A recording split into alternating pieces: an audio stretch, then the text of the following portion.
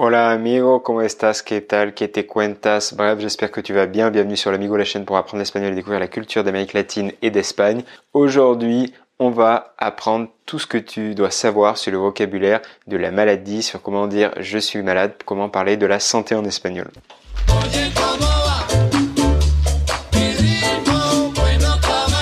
Pues espero que estés bien y sobre todo que no estés enfermo, tío.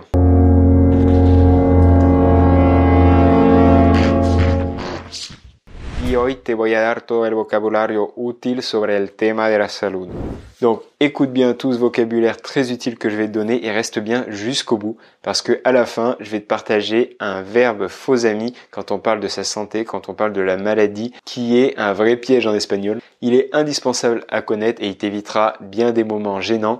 Donc, pour bien connaître ce fameux faux ami, reste bien jusqu'à la fin de la vidéo. Y bueno, empecemos el curso. On va commencer notre cours. Tout d'abord, pour dire que tout va bien, si tout va bien, tu peux dire estoy bien, me siento bien. ¡Bien! Hay unos días que me siento bien, pero muy bien. Donc, utilisez le verbe sentirse, me siento bien, je me sens bien. Avec me siento bien, on va plus parler de sa santé que quand on dit estoy bien, qui est plus général. Et au contraire, si tu es malade, tu vas dire estoy enfermo ou estoy enferma. Que tu sois un gars ou une fille. Estoy enfermo. Estoy enfermo. À noter ici qu'on utilise estar et pas ser. On utilise le verbe être, estar en espagnol parce qu'on parle d'un état passager. Estoy enfermo. On suppose ici que ça va passer, que c'est un état qui va durer un certain temps mais qui reste passager. Donc, enfermo, ça veut dire malade. Et ce qui est bien, c'est qu'à partir de ce mot, tu vas pouvoir déduire toute une série d'autres mots de vocabulaire qui ont la même racine. Enfermedad, maladie. Enfermería, infirmerie. Enfermero, infirmier. Y enfermarse, tomber malade. Donc, on a vu comment dire je suis malade, mais si tu es enrhumé, tu peux dire estoy resfriado ou tengo un resfrío. Tengo un resfriado. Dans les deux cas, ça veut dire donc soit je suis enrhumé ou j'ai un rhume. Ahora vamos a ver cómo describir los síntomas de tu enfermedad. On va voir comment décrire les symptômes de ta maladie. Ça peut être utile si tu vas à l'étranger dans un pays hispanophone chez le médecin. Esto te va a servir si te enfermas en un país hispanohablante. Así vas a poder explicarle al médico qué te pasa. Le premier symptôme qu'on peut décrire, c'est la fièvre. Tengo fiebre. Tener fiebre, c'est donc avoir de la fièvre. Et on peut par exemple dire la phrase si tienes fiebre, puede que tengas gripe. Si tu as de la fièvre, peut-être que tu as la grippe. À présent, pour dire j'ai mal, pour parler d'une douleur que tu as dans le corps, tu vas pouvoir utiliser le verbe doler et dire me duele. Donc par exemple, no me siento bien, me duele la cabeza. Je ne me sens pas bien, j'ai mal à la tête. Ou encore, estoy fatal, me duele la barriga. Ça va très mal, j'ai mal au ventre. Dos otros ejemplos, me duele la garganta, j'ai mal à la gorge. O me duelen las piernas. Me duele todo el cuerpo, la cabeza y los pies. Tengo fiebre y mucho sueño, es que no lo veis. Como lo puedes ver, el verbo doler aquí se conjuga como el verbo gustar. Tu peux voir que le verbe doler se conjugue ici comme le verbe gustar. On va dire donc me gusta o me gustan, me duele o me duelen. Y bueno, vamos a ver qué hacer si estás enfermo. ¿Qué faire si tu es malade? Pues para curarte, tienes que ir al médico. Donc ici, déjà on va voir le verbe curar, guérir.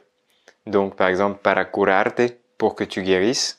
Et on a une autre expression très intéressante, ir al médico, aller chez le médecin. Donc, le médecin qui est el médico. Pour continuer avec le médecin, un rendez-vous chez le médecin va se dire una consulta. Et en général, que fait le médecin si tu es malade? Il va te faire une ordonnance. En espagnol, una receta. Le voy a recetar una medicina. Doctor, ¿cómo se encuentra? En cualquier farmacia. Muy a menudo se necesita una receta para comprar medicamentos en la farmacia. Très souvent, il faut une ordonnance pour acheter des médicaments à la pharmacie. Creencias de gente pendeja. La mera neta, mano. ¿Sí? Donc, ça c'est pour l'ordonnance. Et en général, sur l'ordonnance que prescrit le médecin, c'est assez souvent des cachets, des comprimés, des pilules. Tienes que tomar unas pastillas. Una pastilla, c'est un cachet, un comprimé, une pilule. Porque voy a estar reducido de tamaño gracias a mis famosas pastillas de chiquitolina.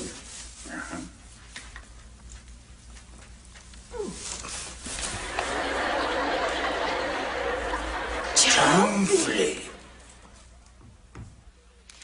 No contaban con mi astucia. Y bueno, esto para todo el vocabulario sobre el tema de la salud. Pour finir, quand on dit à quelqu'un qu'on espère qu'il va vite s'en remettre, qu'il va vite guérir de sa maladie, tu peux lui dire « Espero que recuperes pronto ». Ça veut dire « J'espère que tu vas vite t'en remettre, que tu vas vite récupérer ». Donc, tu peux utiliser le verbe « recuperar ». Et surtout, ne pars pas après avoir quelque chose de très important. Pour que tu puisses appliquer tout ce qu'on a vu aujourd'hui et que tu puisses surtout t'en rappeler, on va faire un très petit exercice pratique ensemble. Je vais donner une petite phrase en français basée sur ce qu'on a vu aujourd'hui et tu vas l'écrire en espagnol, la traduire en espagnol dans les commentaires de la vidéo. Tu trouveras ensuite la correction dans la description. Donc tu es prêt? Écoute bien la phrase que je vais donner en français et traduis-la en espagnol dans les commentaires. J'ai de la fièvre et j'ai mal à la gorge. Donc, prends bien ton temps pour traduire cette phrase dans les commentaires en espagnol et n'hésite pas à mettre en pause la vidéo pour le faire correctement. Pour finir, je devais te parler d'un faux ami à connaître absolument pour éviter beaucoup de malentendus, beaucoup de malaise. C'est comment on dit enrhumé en Espagne. Il y a une autre façon que estoy resfriado. On peut dire estoy constipado. Donc, tu dois savoir que estoy constipado en Espagne, ça veut bien dire je suis enrhumé et pas je suis constipé. C'est quand même bien de connaître la nuance. Et si tu es vraiment constipé, tu peux dire estoy estreñido. Entonces ten cuidado y no te equivoques. Cuando tenía amigos hispanófonos o nativos que me decían como, bueno, no puedo venir hoy porque estoy constipado y todo. Sí. Cuando no conocía mucho a la gente, yo estaba como, pero bueno, me dicen esto, no tienen vergüenza para nada y todo. Y necesité mucho tiempo antes de enterarme de que estaba más bien como estoy resfriado, estoy congestionado o algo así, más bien. Y bueno, cuando me enteré de eso, estaba como, por eso. Ya comprendo. Ya entiendo mucho mejor, claro. Sí. Donc j'espère que la vidéo t'a plu, n'hésite pas à mettre un me gusta, à mettre un j'aime si c'est le cas, ça m'aide beaucoup, et à t'abonner à la chaîne si tu veux recevoir en avant-première tous les cours vidéo que je vais faire. Si tu veux aller encore plus loin pour apprendre vraiment l'espagnol, je t'invite à suivre ta formation gratuite l'espagnol tranquille à la maison. Le lien est dans la description, c'est une formation en 5 jours où tu vas recevoir 5 vidéos où je te partage les meilleurs outils et les meilleurs conseils avec un plan précis pour que tu puisses apprendre et enfin parler espagnol depuis chez toi, même si tu peux pas voyager, même si tu es un peu bloqué à ta maison. Et c'est ce qui m'a permis d'atteindre le niveau C1 et de décrocher un stage au Costa Rica. Donc je pense que c'est des conseils qui vont vraiment t'aider toi aussi. Si c'est le cas, si tu veux suivre ce programme gratuit, le lien est dans la description. Tu as juste à rentrer ton prénom et ton email et tu recevras tout dans ta boîte. C'est tout donc pour cette vidéo. N'oublie pas de faire le petit exercice pratique dans les commentaires. Et moi je vais te dire hasta luego et pura vida amigo.